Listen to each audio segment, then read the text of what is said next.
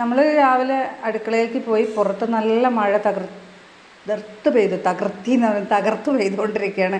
ഇന്നലെ രാത്രി തൊട്ട് പെയ്യാൻ തുടങ്ങിയാട്ടോ. രാത്രി മാത്രമല്ല പകൽ ഇടയ്ക്കിടയ്ക്ക് ഉണ്ടായിരുന്നു, പക്ഷെ രാത്രി ശക്തിയായിട്ടുള്ള മഴ പെയ്യാൻ തുടങ്ങിയതാണ്.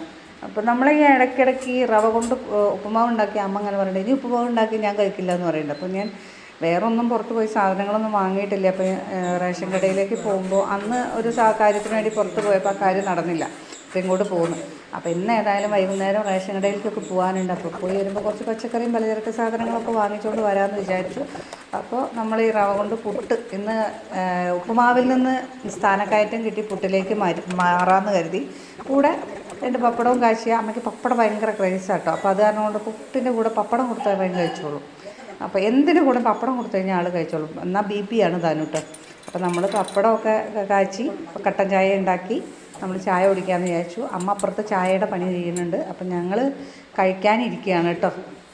അപ്പോൾ എല്ലാവരുടെയും വീട്ടിൽ എന്തായിരുന്നു രാവിലത്തെ പലഹാരം ഒന്ന് കമൻറ്റ് ചെയ്യണേ. അപ്പോൾ ഇഷ്ടമാവുകയാണെങ്കിൽ ലൈക്ക് ചെയ്യണം, ഷെയർ ചെയ്യണം, സബ്സ്ക്രൈബ് ചെയ്ത് സഹായിക്കുകയും കൂടെ ചെയ്യണം.